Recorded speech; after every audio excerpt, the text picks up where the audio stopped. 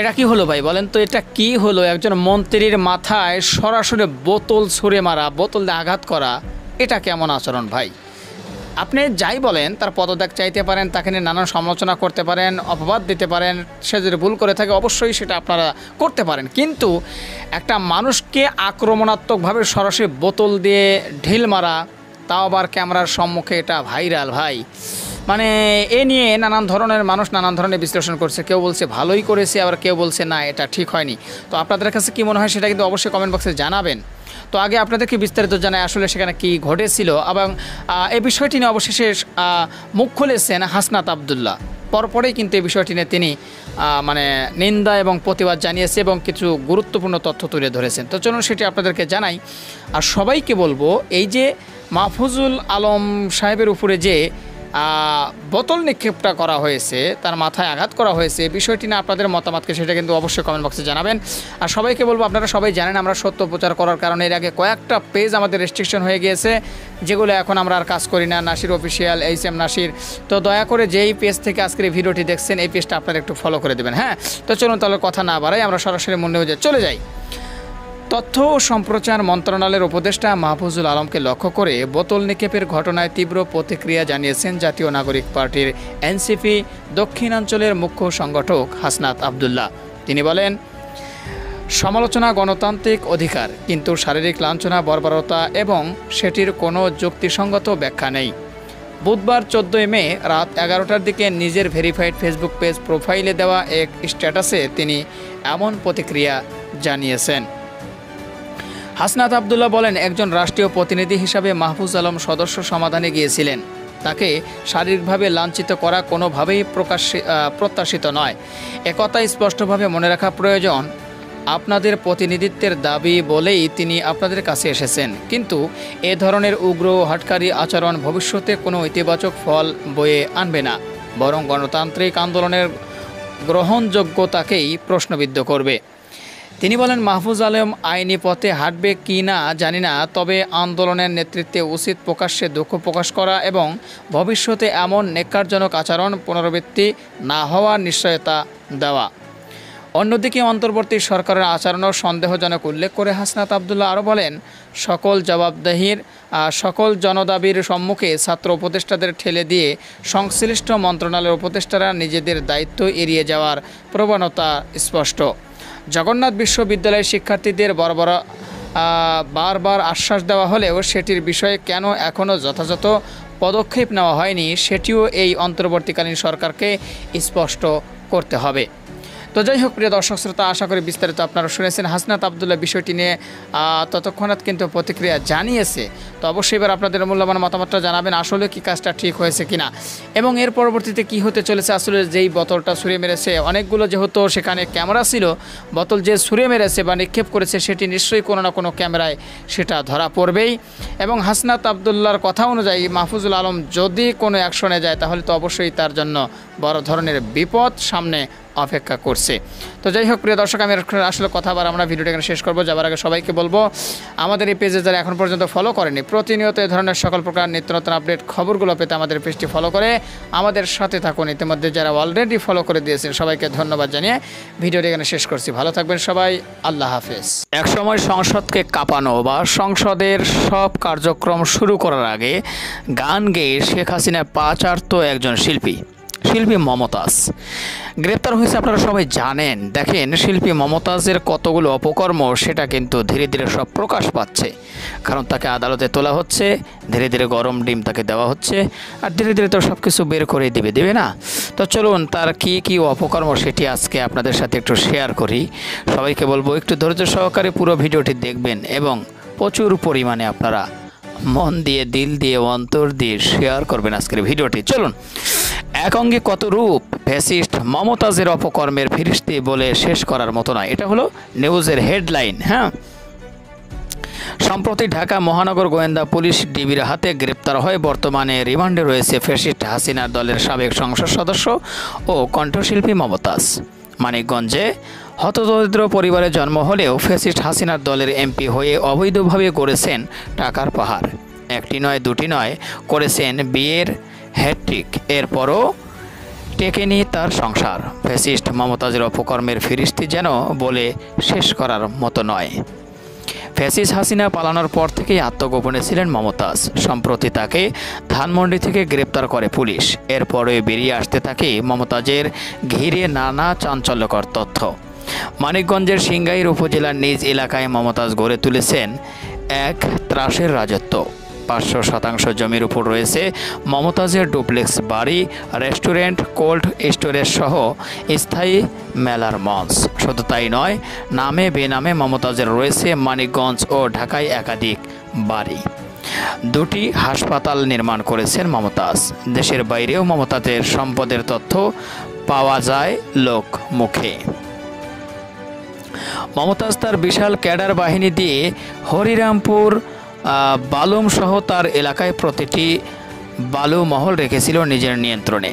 তার বিরুদ্ধে কেউ কথা বললেই তার পোষা ক্যাডার বাহিনী দিয়ে করত হত্যা, ঘুম। ফ্যাসিস্ট মমতাজ যেন ছিলেন এই এলাকার এক মূর্তিমান আতঙ্কের নাম। পারিবারিক জীবনেও রয়েছে ফ্যাসিস্টের অহরহ এলোমেলো কর্মকাণ্ড। মানিকগঞ্জের সিংগাইর উপজেলার ধলেশ্বরী নদীর পাড়ের চর দুর্গাপুর গ্রামে 1974 সালে তার জন্ম।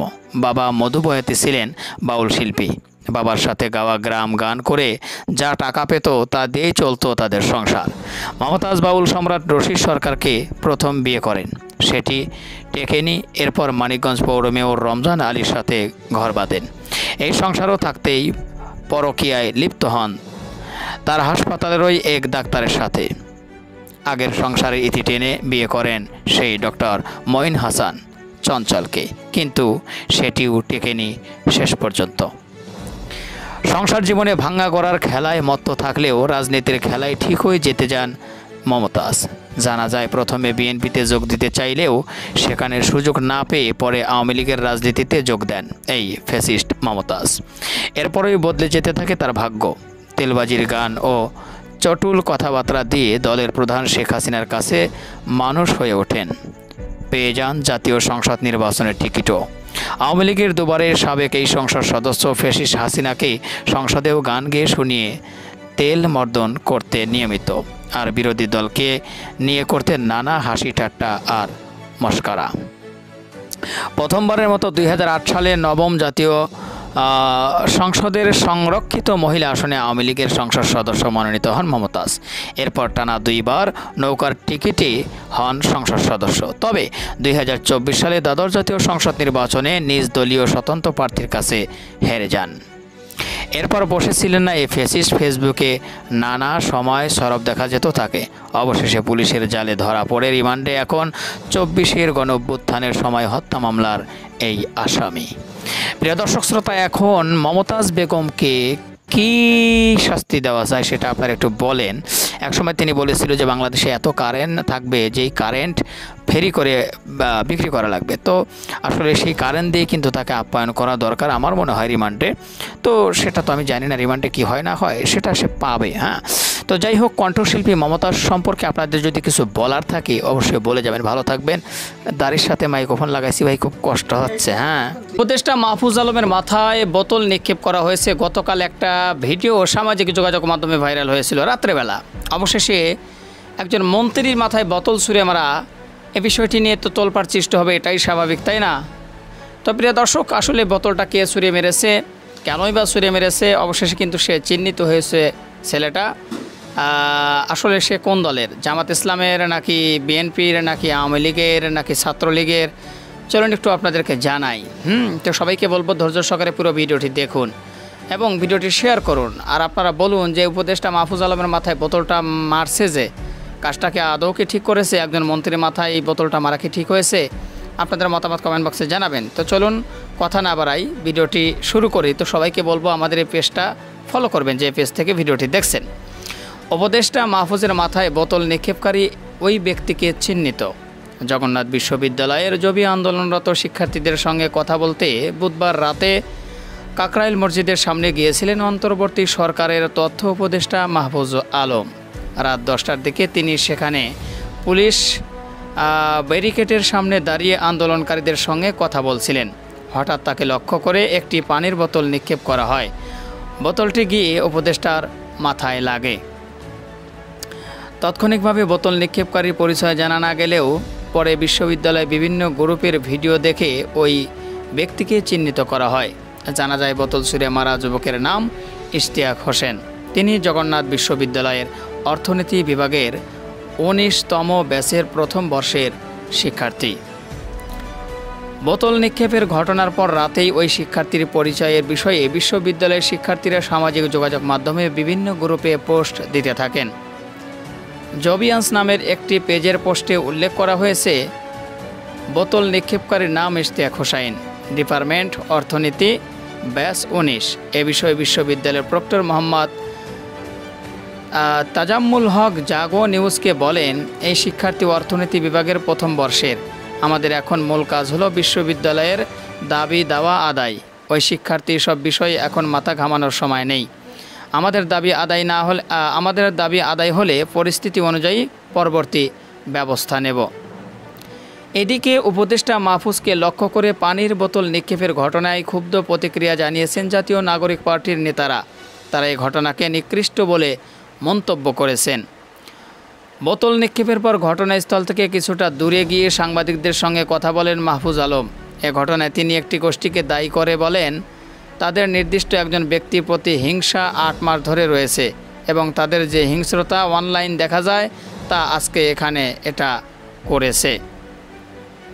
এরপর রাত ১২টার দিকে কাকরাইল আন্দোলনকারীদের সঙ্গে কথা বলতে যান জগন্নাথ বিশ্ববিদ্যালয় শাখা ছাত্রদলের সদস্য সচিব শামসুল আরেফিন। এ সময় তিনি উপদেষ্টার মাথায় পানির বোতল নিক্ষেপের ঘটনায় দুঃখ প্রকাশ করে বলেন, আমরা মনে করি এ ঘটনার সঙ্গে জবির সাধারণ শিক্ষার্থী ও শিক্ষকেরা কোনোভাবেই দায়ী নয়।